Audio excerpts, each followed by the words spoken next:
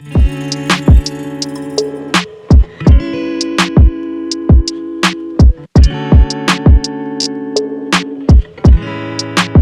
everyone, this is Rich, Plant-Based Coaches Podcast. I'm joined here today with Dr. Suzanne Fox.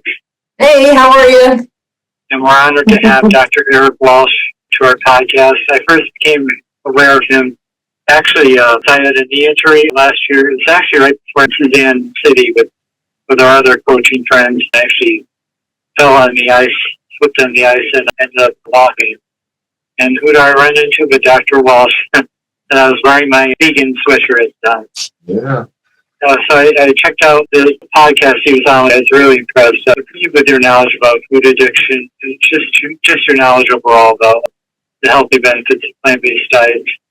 So, Dr. Walsh, can you give everybody a brief introduction? Sure. I'm a practicing physician here in the state of Connecticut, and I've been on several of these podcasts. My partner and I, Dr. Columbus Batiste, a lot of people know him. He's really big in the plant-based world now, cardiologist out of California. We had a show we did on YouTube for a while, and I'm board certified in family medicine, but also did a preventive medicine public health residency, went back and got my doctorate in public health, and I have found, after working in public health especially, really many of the health challenges America faces are incredibly preventable with lifestyle changes, and in particular, dietary changes. So, as a doctor, even I still run a bunch of urgent cares here in Connecticut. I still tell patients, even in urgent care, you might not have these upper respiratory problems if you took in a lot less dairy products and things like that. So try to integrate it into everyday regular medicine, because I think that's where it needs to be for some people to get the message and get them in a timely fashion. Yeah. It's so true. Yeah. And how do the patients respond typically, or I imagine not right away, probably, but yeah, I think it's that continuum of change. To get people to go from pre-contemplation to contemplation to action, and so sometimes I feel like I'm just the one planting the seed, and someone else is going to reap it later on. But people have oftentimes never been told when they come in with a kid with eczema. They've never been told that in fact dairy products contribute to eczema. People with memory problems have never been told that saturated fats can affect their memory. So they've just never heard it. And so you got to introduce them to it. And I think a lot of times if they're feeling bad enough, a lot of people will try to make some sort of a change. And what I try to do really is give them resources. So people like Chef AJ's programs, nutritionfacts.org by Dr. Greger, and then books that they can read. And I might not get to everybody, but at least they've heard something different. Because I think that's the saddest thing. You talk to people in their 60s, and they their whole lives they've lived thinking the more milk they drink and the more meat they eat, the healthier they're going to be, as they're doubled over in pain in 4 or 5 different places on their bodies. Horrible. Yeah, sadly, we all have people like that around us, and you just can't. You just do the best you can to give them knowledge, but unfortunately, it's very tough to change people. It's tough, yeah. Yeah. I know one of your focuses on Chef AJ was talking about, kids and nutrition and how obesity is an epidemic in this country.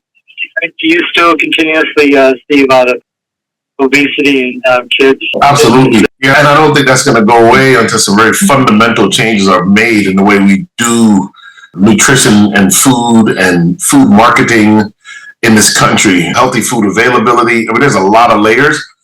I would go all the way back to preconception, to what mothers are, what women are fed before they even become pregnant, and then you have to go to what is being eaten when a woman is pregnant.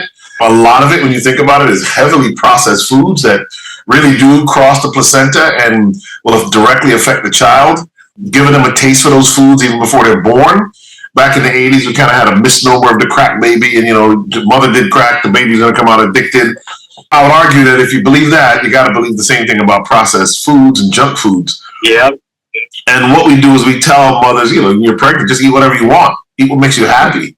And it's not the best advice, clearly, because it does create, just a stressed out mother. We know as part of my dissertation project for my doctorate in public health, it actually causes that mother, the baby, because of the release of cortisol releasing hormone, the child developing in that womb actually lays down more fat cells from that stress. When you add in that if the diet is really that milieu of addictive food substances, salt, processed carbohydrates, sugar, and processed and animal fats, that combination of a child is also acting as if they're stressed. And we say this a lot, stressed is desserts spelled backwards. So you're stressed out, you tend to eat more of these processed, high fat, high sugar foods. And in a pregnant woman, that is going to then transfer to the child. And what's fascinating is that there's a report out, some slides on the screen here, that actually some of the baby formula we feed babies has more sugar than soda. So this addiction concept begins very young. And sometimes I show the slides of, a brain on cocaine and a brain on sugar and a normal brain. And the brain on sugar and the brain on cocaine look very, very similar because of the dopaminergic effects of highly processed food. So we were all designed to survive by eating foods that were calorie dense. So sweet foods were one, less likely to be poisonous, right? If you eat a poisonous food, it tastes bitter. But two, they were more rich in nutrients and in energy, but that energy was bound to fiber. Now, what has happened through the food industry is really that our normal dopaminergic pathways, survival pathways in the brain have been hijacked in such a way that you can feed someone, a candy bar from the grocery store, so much fat, so much sugar that literally it stimulates the brain in a way that's really not natural. Right? And these hyper-palatable foods are what leads to this food addiction. So that child, for now, you're drinking baby formula. When you come off of baby formula, what do you get? Now you start getting sugar-filled, fat-filled, like I did when I was a kid. I mean, let's just be honest. My mother gave me Pop-Tarts. We ate, sugar-sweetened cereals with whole cow's milk. I mean, I look back and I think, how much fat and sugar did I eat in a bowl of, Kellogg's, whatever, back in my grandmother's house? My grandmother was the most lovely person in the world. She'd make us Kool-Aid. Kool-Aid is flavored sugar, and she'd add sugar to the Kool-Aid. My grandmother did the same thing. and then here's the thing, but then we grow up and we're food addicted, and we wonder why. And we beat ourselves up. And let me. One of the things I like to talk about when I talk about this is that there's no space for shame. You got to shake the shame off if you're going to heal. Shame is incompatible with healing. It's not a good virtue. It's not a virtue. It's not a good thing to have. So you got to move past it because many of us were literally programmed to be food addicted. And it wasn't just what they put in our food. It wasn't just what our parents fed us. It's also what was advertised to us. There are millions of dollars daily spent to advertise to children foods that are not healthy. And I think you just turn on any children's television channel programming, you'll see it even to this day. It disproportionately actually is targeted to minority and poor children.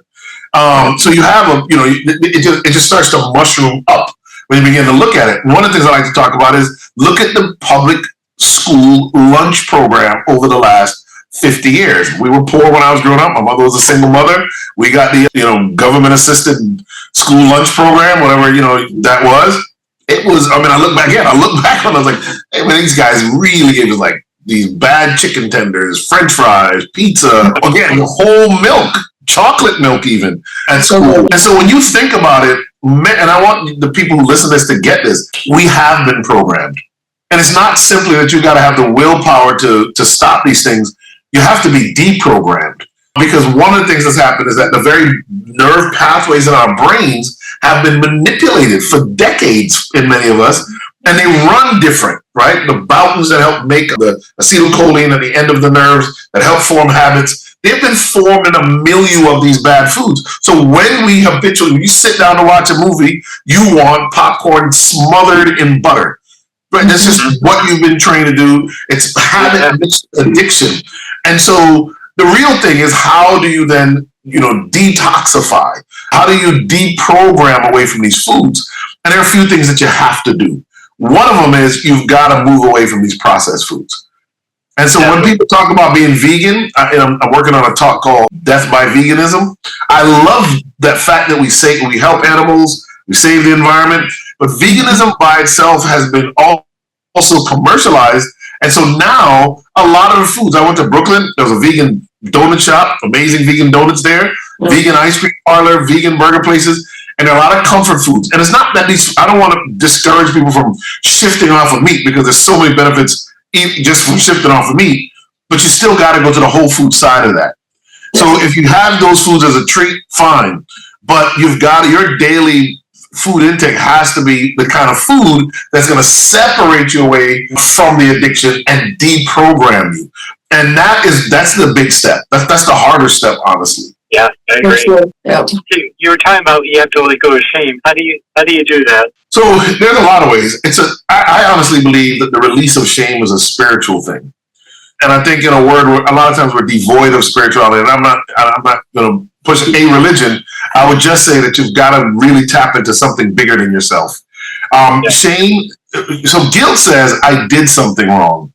Shame says I am something wrong. Oh, it's so bad. Right? So guilt, we're heading into the holidays, with Christmas, Hanukkah, Kwanzaa, all these. And one of the pieces to, especially to the Christmas holiday, is this idea of redemption, right? This idea that you can be restored. And so, I want people to understand that when being guilty is okay, in a sense. It sometimes will drive you to say, I got to do better. I did something wrong. I need to make amends. I need to repent and do something better. Shame says I am wrong. It's me that's the problem. Inherently, I am so flawed that I'm not redeemable. And that is not the message you need to hear if you're going to break this addiction. Because the more shame you feel, the more stress you feel, the more these foods actually appeal to you. That's bad foods. Because for some of us, a lot of folk who are going to listen to this, they're not going to do cocaine or heroin. They're not going to go do fentanyl. But they will do Takis. They will do, a pepperoni pizza with extra cheese and pepperoni. All right, they'll do a 64-ounce big gulp of whatever soda delights them. And here it is. That will change their mood. And one of the things you learn about addiction is that anything that changes your mood is something you can form a habit for. So so here's the thing. When obviously I think, I like, I have a thing of lentil soup upstairs with nice potatoes in it and peppers, and I love to eat it. But it changes your mood in a sense. You eat, you feel good, but that doesn't change your mood quite the same way as those lasagnas my grandmother used to make us when I was a kid, right? It doesn't change your mood the same way that a big thing of Rocky Road ice cream did. And if you're honest with yourself, it's just there's something different. And what we have done in our modern society is that we have overused our dopaminergic system. And here's the way we're designed. Dopamine is, so let me back up. Dopamine is the neurotransmitter in the brain that gives you pleasure. It's what's released in large amount when someone does cocaine, smokes a cigarette. All those things trigger the massive release of dopamine. Now, the way we're designed to have this because drinking water, you release dopamine. Just hydrating yourself, dopamine is released. That's why when you drink a glass of water and you're parched, you get this nice feeling. Eating anything is going to release dopamine. Sex is the highest natural form of dopamine release. So there's this pathways in your brain that are connected to this pleasure response. And those behaviors, for the most part, are tied to the survival of species. Eating, water, sex, those things, that's what they're tied to.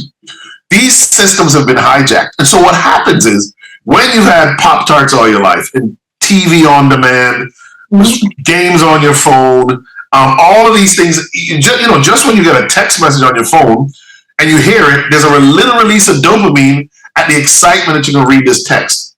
Never in human history have there been so many things pushing at our dopaminergic system.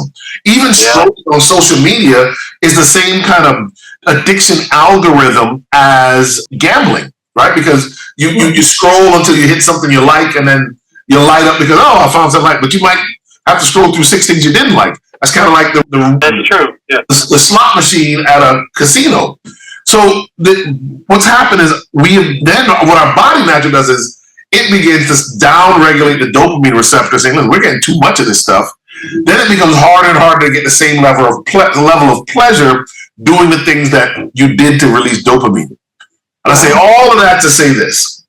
What that does for us when it comes to diet and food is it makes it so that it almost takes more of a stimulus of these foods to get the same dopamine response when these foods are the hyper-palatable, highly processed foods with things like high fructose corn syrup and certain other chemicals that are added to the food, processed sugars, processed fats, oils. And I was with Chef AJ out in California when I really became I always wanted to minimize my oils, but I really became aware of the fact that we are so heavily dependent on these oils. Well, all of it works together. Saturated fats, when you eat them from coconut oil or from beef, actually dulls your response so that you don't have a normal appetite. No one never told me that. The more saturated fat you eat, it actually stimulates the brain in such a way, or I should say, impacts the brain in such a way that you actually don't have the normal response to things like leptin that tell you you're full. So what have we done? Then we not only created GLP-1s, these medications to try and do this, but technically all of it was done and can be undone. And so the dopamine pathway's been downregulated. Now we're really looking for a way to get pleasure. So the foods have to get crazier and crazier, and that's what you watch the industry do. Put cheese in the crust of the pizza. The crust, that's insane, right? And they do that because you need more and more and more of a stimulus. The junk food flavored junk food. Absolutely. Yeah. Like the Doritos taco shells. Yeah, there you go. That's probably a better example. That's a better example. Even though, Yeah. So how does, I know plant-based plays a role in recovering from addiction, but I just want to hear your view on how getting to that healthy, whole food, plant-based diet, how that can help somebody recover. So before we even get to the food, the first thing I talk to people about is sleep. How much are you sleeping? Because we know from many good studies, if you're not sleeping enough at night, that also messes with your ability to have the kind of willpower you need to make better choices with food the next day and in the amount of food you eat. So are you sleeping? Because that's not, asking you to sleep more and to sleep more soundly is very different than asking you to stop drinking beer and eating pizza, right? Yet, if you've ever tried, if you're someone who stays up too late at night on your phone or watching Netflix and have to get up early in the morning anyway, it's not that difficult to actually make this lifestyle change. So I really try and encourage people, listen, if you are struggling with food, make sure you're getting enough sleep. And there's another reason why sleep is so important. The other reason sleep is so important is that sleep is when the brain naturally deals with our traumas, the challenges we have in life. That REM state of sleep actually disassociates the effect of a neurotransmitter, a different one than dopamine, norepinephrine, which is adrenaline, like noradrenaline. And it actually is what makes stress and trauma feel so bad. When you sleep well, your dreams are in part processing that away. So why do I say all that? Because again, you eat to often try and numb pain. Well, if you're not sleeping, that pain is going to be maybe worse than if you've been getting the right amount of sleep. So that's the first thing. Put your electronics away. Turn off the TV. Mindless eating is much worse than TV. TV sends you from beta wave activity down to alpha wave activity so that you're in a semi-hypnotic state and you will mindlessly eat. That's why movie theaters do so well. When they sell you a lot of really good junk food products. And when I say morally good, I mean good in that they're effective. So sleep. Second thing is exercise. Food is the most overused antidepressant. Exercise is the most underused anxiolytic, right? So food we take whenever we feel bad, we feel down, you eat food. And again, it's usually highly processed, sugar-laden, fat-filled foods. But if you really want to deal with anxiety and depression, the studies are pretty profound now. Exercise does better than these serotonin selective reuptake inhibitors like Prozac. There's studies that show exercise outperforms those drugs. How many doctors do you go to that will prescribe you an exercise regimen or even encourage an exercise regimen for someone who says, I feel anxious, I feel depressed? Exercise is the second thing for a lot of reasons, because it can be a win you get. The natural release of endorphins is a natural way to offset what this food addiction plays in. And so people say, well, exercise doesn't make a difference. You don't burn enough calories to make a difference. It's not really about the calorie burning per se. It is about the mental stamina, fortitude, and resilience you're going to need to fight the good fight of healthy foods. right? So sleep and exercise. The third thing before we go to the diet part of it is relationship. So you have to really want to make sure you're in supportive relationships. Get an accountability partner. If we're talking about reversing food addiction to highly processed foods, one of the key things is you should have good relationships. And if you're in very bad relationships, you know, I'm not going to do relationship advice here, but you got to really take an assessment as, is this relationship helping me be healthier overall or less healthy overall, and make tough decisions around that. Then put people around you who want you genuinely whole and healthy. That is one of the key things. So, wow, that is big. That is really, really big. Absolutely. I mean, and if you look back at your life, a lot of times you'll see that relationships were very much tied to health choices, right? So, you know, if you're in a really good relationship, the two of you work out, the two of you eat right, it's easier. You get a bad relationship that's not supportive, borderline even abusive, you're going to go in a very different direction. So, you know, and it's not just those really, not just romantic relationships. This is relationships with your parents, your children. And one of the things, you know, since we're on it, let me say this because somebody may need to hear it. You've got to be willing to forgive people and let go of past hurts. It doesn't mean that what they did was right. Doesn't mean they don't deserve consequences. But if you hold on to that pain, you will try and eat your way through it. So you've got to say, listen, my father left me when I was 2 years old, married another woman, never really saw him much again until I was in late teens. I had to forgive him. I had to let go of that pain. Holding on to that pain means that I'm going to eat differently, means I'm going to treat myself differently because I'm stuck in that painful place. So I would throw that out there as well. But then moving on to diet, obviously, this is where healing to me really happens. Healing in the brain, healing in the heart. And that is around eating foods that are also supportive. So when you leave Doritos and you switch to steamed broccoli and cauliflower instead, or let me say it this way, you leave Doritos and you move to carrot sticks and celery sticks, you move from that to a dehydrated kale, and you sprinkle, you know, nutritional yeast or something, and you find whole foods that actually are going to feed you and your brain. It is a slow process. And this is what's critical. You don't make that switch and you feel good right away. In fact, you come off of the standard American diet, the SAD diet, and what happens initially is you actually go through withdrawals. Some of these foods are so a part of us that when you're not getting them, everybody knows you can go through withdrawals from caffeine. In fact, the number one cause of migraine headaches in this country is caffeine withdrawal. So you know that from those, and caffeine is in a lot of stuff we eat and drink. But it's not just the caffeine. It is the highly processed sugars. It is the highly processed fats. You come off of these foods and some of the chemicals they put to preserve the foods and so forth. We're not really going into that dimension of it. You come off those foods and you'll go through a bit of a withdrawal. So you got to understand that that's going to happen. You're not going to feel great right away. It may take 4 to 7 days to detox from that. Sometimes I tell people the best thing to do is do a juice fast. You know, juices and shits, and really do that for 5 or 6 days. Let your body kind of get that stuff come out and work out. Try and sweat. If you can't work out, go sit in a sauna, sit somewhere where you're going to sweat naturally and hydrate up with good clean water and get some of that stuff out of you. Sweating actually sometimes is better at removing toxins than anything else. Some studies show. So once you do that, though, you want to rebuild your diet. Now, there are natural foods that are amazing. You know, obviously people know about things like mangoes and plums and pears, just delicious foods.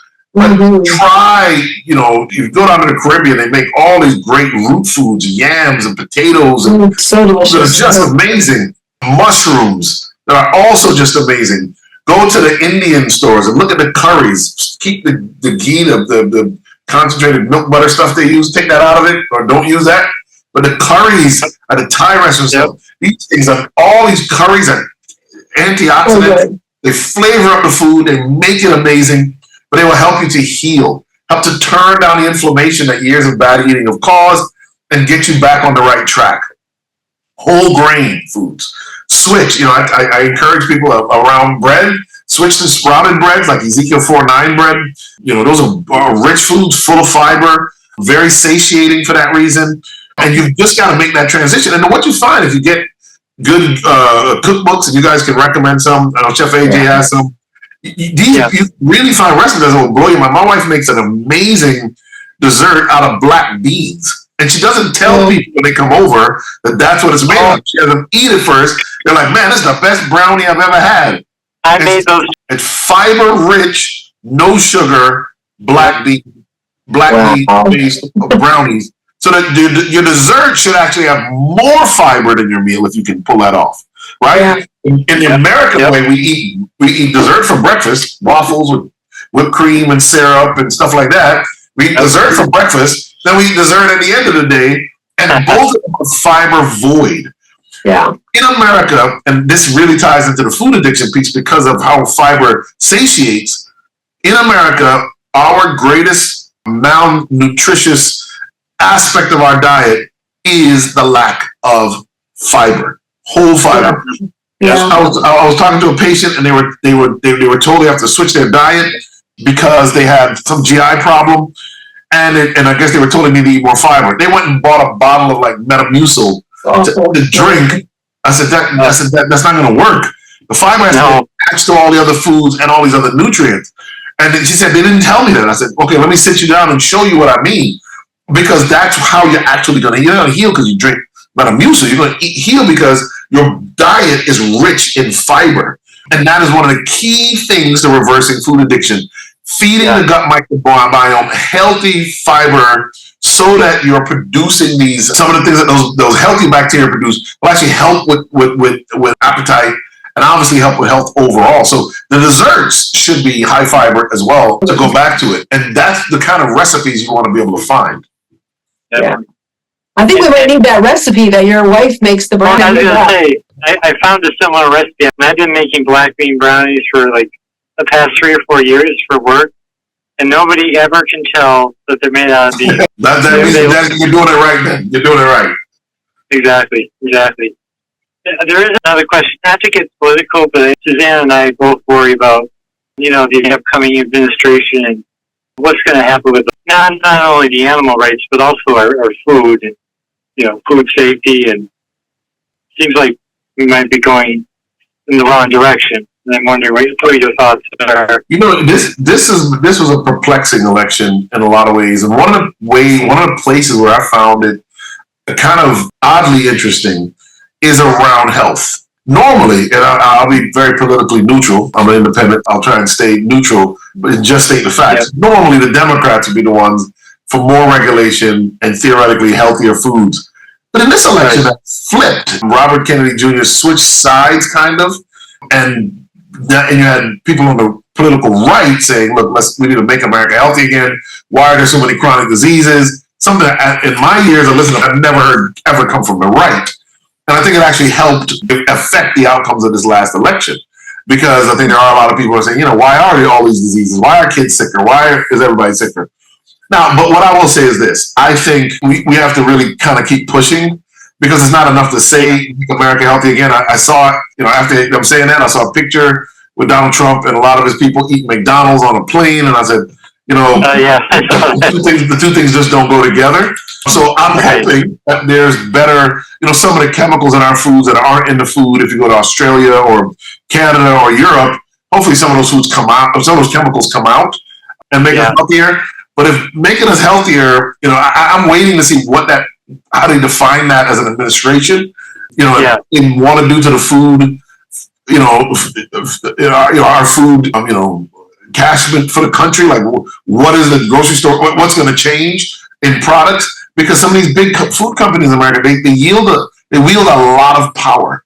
They do. It's not. There really is a food. People right now, people are really mad at the pharmaceutical industry, and I kind of chuckle every time, because the only reason there's a pharmaceutical industry the way it is because of what the food industry has been allowed to do.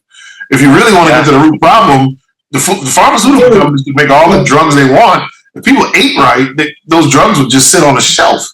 And so the real place to focus our energy isn't on. Obviously, there's some things the pharmaceutical companies do that we can talk about, but it really is the food side of it. We have been duped. Milk it does a body good. We've been with slogans like "Bet you can't eat just one." We've been duped by all these things where they say, heart healthy on a package, and you read the ingredients, and this isn't heart healthy.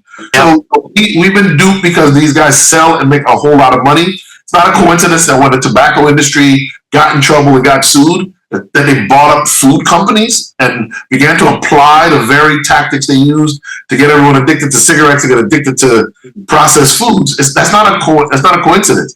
And unless this administration addresses the things that makes food addicting and overly cheap by taking our tax dollars to subsidize soy fields that are genetically modified and will be turned into oil, and corn that is genetically modified and be turned into high fructose corn syrup and turned into corn oil, and subsidizing often unethical treatment of animals in order to produce the kind of meat quantities to feed people meat in a way that is simply naturally not sustainable.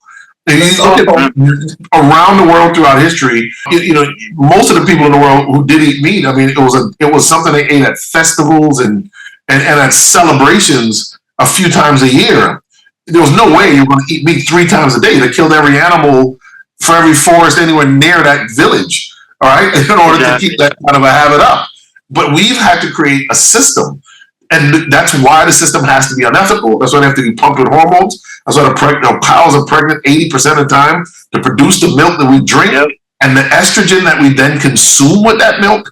The casein. And then they wonder why all the little girls start menstruating at 8 years old, after being exposed to that high fat dairy and that estrogen. And why we have so much breast cancer. Oh, it's horrible. It's absolutely horrible. Right? So if they're going to make this, so going back to the politics of it, I want to hear that stuff's going to be addressed. We're not going to take our tax dollars anymore and subsidize things that so what happens is when you go to McDonald's or when you go to buy a bag of whatever at 7-Eleven, what's actually happening is you're buying it at a cost lower than it actually costs to produce it, because tax dollars have subsidized key elements that make it cheap, right?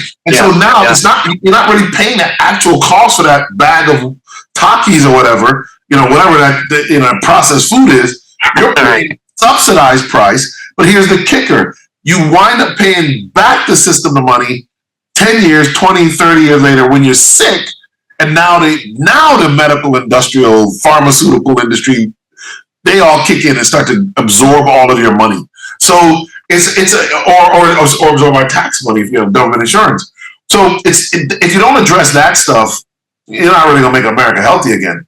If all you do is take vaccines, which really isn't the problem. Americans aren't healthy or unhealthy because of vaccines. I mean, we're obviously healthier because of vaccines, in my opinion. But that's not the real problem. The real problem is food. And unless somebody steps up and says, okay, we're not just going to pull out these bad chemicals, we're actually going to change the system so that the farmer growing watermelon and broccoli and navy beans, that farmer is actually going to do better in the market because he's not being subsidized. And so now we make it so that, that buying his food seems more plausible because this junk food isn't so inexpensive anymore. Exactly.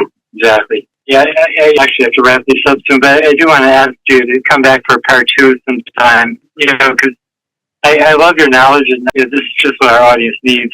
But I do want to follow up with the last question, because a lot of people are curious what people eat in a day.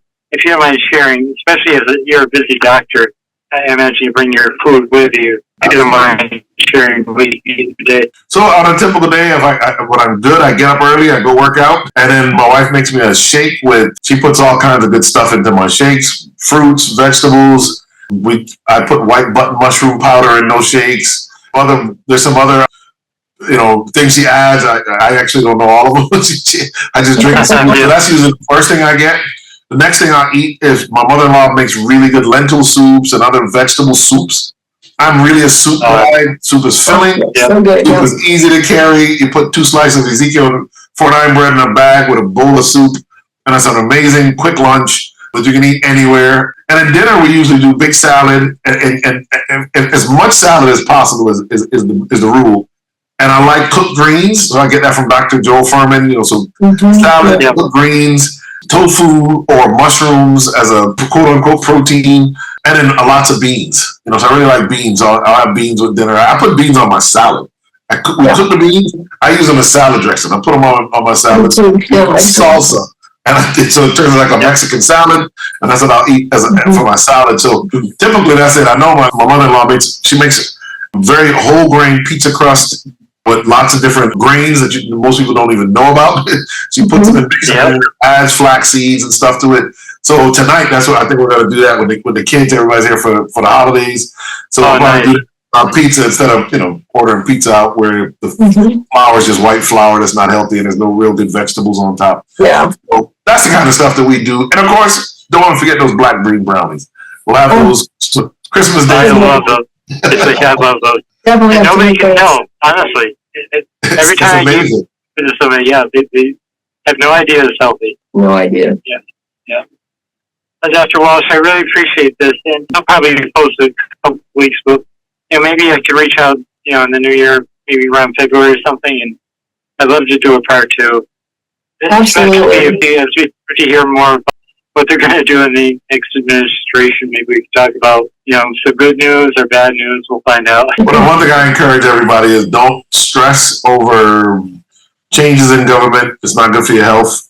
You got to trust the system set up by the founding fathers in this country. You got to trust that those systems are going to work. And I know that's hard for a lot of people to believe, but you got to rely on that because, I was talking to one of my colleagues, a doctor, and she was saying she's up 3 o'clock every morning worried about the next administration. I said, don't let anybody take your power like that or your sleep. Right. Relax and trust the system. Yep.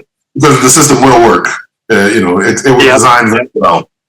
Yep. Alrighty. Yep. So good. Thank you so much. Seeing you. Yes. Seeing you guys as well. Such great information. Thank you. We really appreciate it. I'll send you a message once it's posted. Okay, thank you. Okay, and have a good holiday too. You too. Okay. Take care. All right, bye. All right, bye.